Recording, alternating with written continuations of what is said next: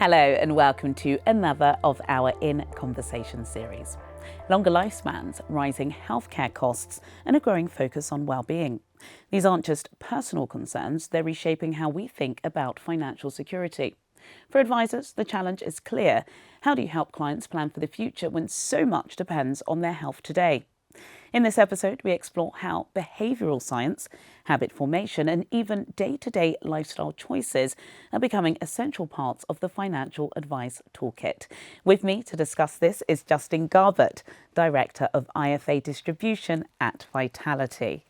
Justin, it's a pleasure to have you with us. What role should health and well-being play in the conversations that advisors are having with their clients, particularly in light of longer lifespans and rising care needs? I think it's very important to understand that wellness has become ubiquitous in the UK today. Financial planning historically was just about wealth creation or about looking after protection. But increasingly, we're seeing the need to actually look after your life in the sense of your health, your wellness. Because people are living longer, but they're actually living longer while unhealthy. If you think about it, as you get ill, or you actually have to go into long-term care, you may have to draw down on your financial assets, which wouldn't be part of your planning in the past. So I think going forward, it has to become a real component of what we look at into the future. Consumer Duty places new expectations on advisors. How can focus on health help meet those expectations while also building stronger client relationships? It's got to be natural. It's a great question. So at the end of the day, Consumer Duty is about creating positive outcomes, for clients, so good customer outcomes, as well as looking at foreseeable harm. Certainly in the wealth advice space, one of the issues we do find is that transition between speaking about retirement planning and actually protection. And what we are finding is the ability to actually go and speak about health is a much more natural conversation to actually go and have. And that then unlocks the whole protection conversation, which actually is exactly what Consumer Duty is actually really trying to drive. What are some practical ways that advisors can start linking these conversations about protection and wellness with broader financial planning goals? Traditionally, advice in the UK has very much been around a single advice process. So it's been around you're just doing wealth advice, or you're just doing mortgage advice, or you're just doing protection advice. When I go and do presentations and actually speak to clients, there are really two ways of framing it.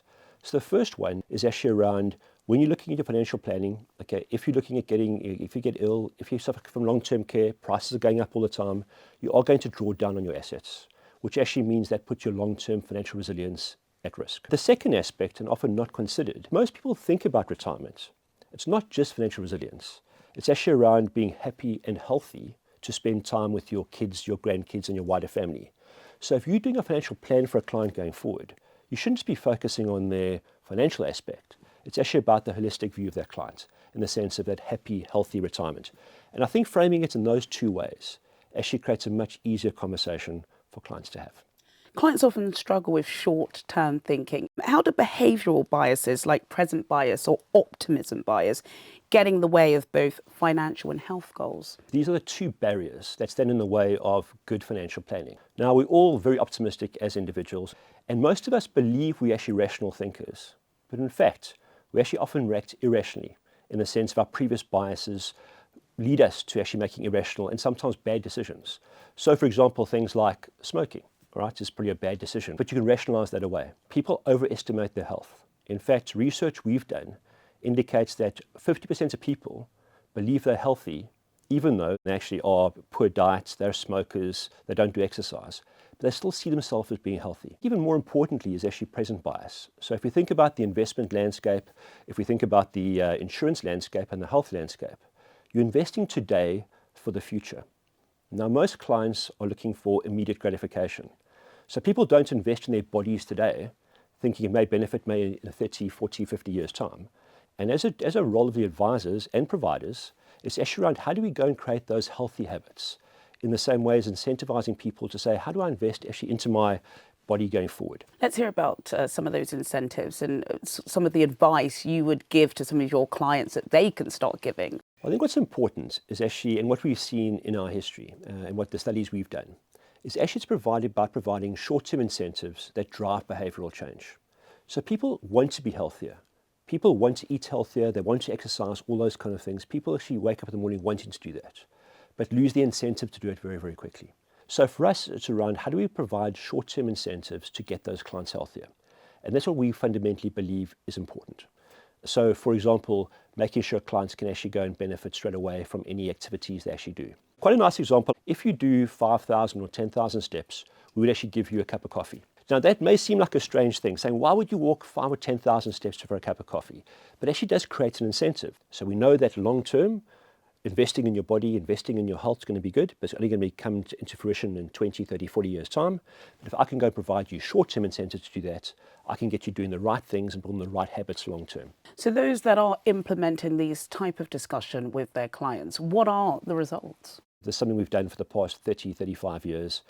We actually have 30 million clients now around the world. What we can now demonstrate is that clients who do engage and look after their lifestyle actually do live 5 years longer, right, than the client who doesn't engage. So it's actually a win-win situation from that perspective. And not just living longer, it's actually living longer while healthy. The much more or equally as important aspect is actually screenings. And part of what we do looking after your health isn't just about getting healthier. It's about actually going to doctor's screenings, nurse screens on a regular basis. And if it's something is picked up very early, it's easy to remedy. And what we find very much in the UK is people actually wait. And by the time they actually do pick it up, it's actually too far down the line. So it's two aspects to it. One's actually around, yes, eating healthier, yes, being a bit fitter, not being as sedentary.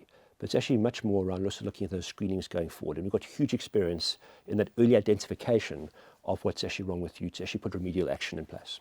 Do you think the future of financial advice will naturally include more conversations around health and well-being?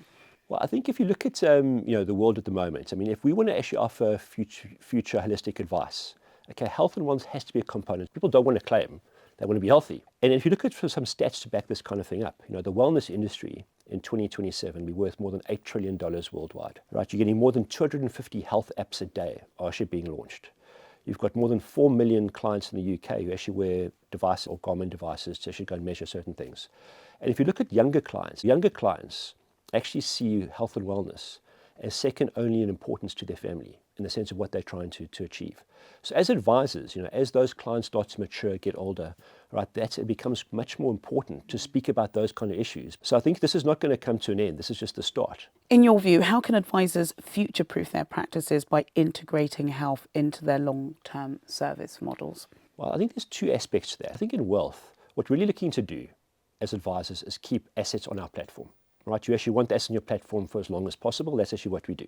So in order to facilitate that, what you really want, okay, is clients to live as long as possible, all right, to live healthy, right, and importantly, not to draw down on those assets for as long as possible. I think secondly, if you're actually having a health and wellness discussion with your client, not just a financial planning discussion, it creates these stronger relationships. And I think going forward, it actually builds relationships more with just the client themselves, but actually their wider family. And if you think about intergenerational planning going forward and how much money is going to be coming up going forward that actually transfers between sort of the older clients and younger clients, I think that whole holistic health and wellness discussion really helps in that way. But at the end of the day, if you're looking at advice, it's actually about providing comprehensive cover, making sure you get the best cover possible for your clients, and making sure they're financially secure going forward. So, for example, protect life protection, income protection, and very importantly, financial planning into retirement going forward. All this behavioural change just gets that positive outcome for them. Justin, thank you. Pleasure.